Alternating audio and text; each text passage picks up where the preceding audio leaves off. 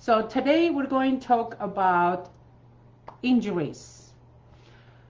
One of the most common injuries for neck pain is car accidents, whiplash.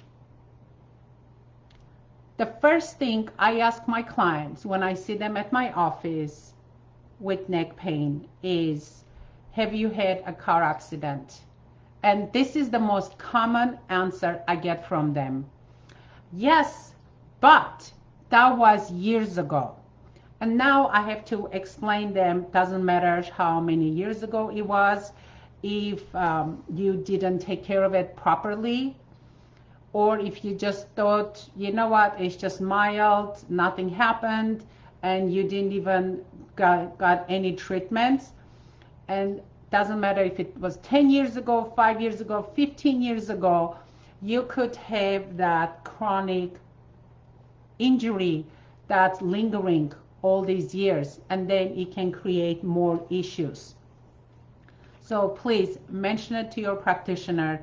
If you had, I think I mentioned at the beginning of when I started doing this Facebook Lives, that there is a thing called late whiplash syndrome, where you got hit from the rear ended specifically, or from the side, and you had a whiplash and you didn't take care of it. Now you have all these chronic issues with your neck pain. Sports injuries, how common is that? Or sleeping funny. Oh my God, I know, I think I mentioned about 3-4 months ago, I woke up and my neck was in so much pain. And it took a couple of days. I used my self-help techniques and some tools I have in my office, my cold laser, my percussor vibrator, and that took care of that pain. And I'm so grateful for it. Now, one of the things I want to mention is, sometimes when I get clients, especially with chronic neck pain, I do ask them if they do have any like MRI or X-ray or CT scan, CAT scan, just for me to get an idea of what I'm dealing with. But why am I bringing this up? Because I had an interesting case years ago.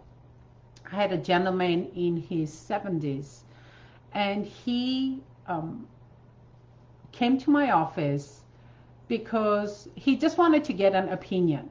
Because about a couple of weeks prior, he went to sit on his chair and he missed the chair. He didn't fall down. You know how you kind of miscalculate the height of it or the distance where it is, and you just kind of, instead of like sitting properly, you just kind of plunge on it. That's what happened to him. So he ended up doing this, pretty much having like a whiplash, okay? And since then he started having neck pain. So he's in his 70s, so he goes to see his doctor, who sends him to get an MRI. And in MRI it shows he has minor degeneration, disc degeneration, a little bit of herniated disc and bulging disc.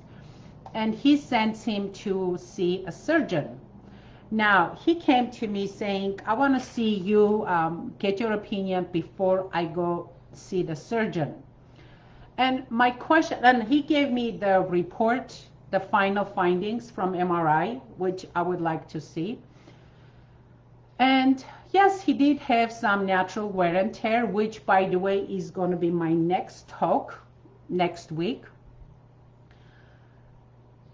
But one of the questions I asked him, did he have neck pain prior to that event? And his answer was no. So that tells me that yes, he does have that. He's 75 years old. I'm sorry. You are going to have a natural wear and tear a little bit. But if you didn't have any pain prior to that event, then going under a knife, surgery, I would get a couple of different opinions before I do that or suggest any client to go through it. And guess what? 2 30-minute sessions, his pain was completely gone. Okay? So please take control of your health. Get some more information before you make any drastic decisions, like going under a knife and doing surgery. Now, if you've had any injuries, it used to be, remember the acronym RICE, rest, ice, compression, elevation, right? When I was playing volleyball in the late 1970s, well, actually, yeah, late 1970s and early 80s, and as a professional volleyball players, twist our ankles quite often, and I've had twisted both of my ankles numerous times. I remember that's what we used to use, the RICE, the rest, ice, elevate, and so for a couple of months we were out of commission once you twisted your ankle. Now that RICE, what they call that acronym, was coined in 1978. But what's interesting, in 2015, I believe, the same doctor, Dr. Merkin, who coined that acronym, in 2015, he came out and said that it's not, he almost like debunked that idea that it's not working. He doesn't agree with that anymore. So what they use now, it's the acronym called M.E.A.T, M-E-A-T, which stands for movement, exercise, analgesics, and treatment. And if you ever watch any professional athletes, I'm sure you see them, you know, they get injured and then take a short, if they don't have to have surgeries, very short period of time, they're back to playing again. Because now instead of using RICE, they use this other, I don't know if they call it M.E.A.T, but it's more hands-on.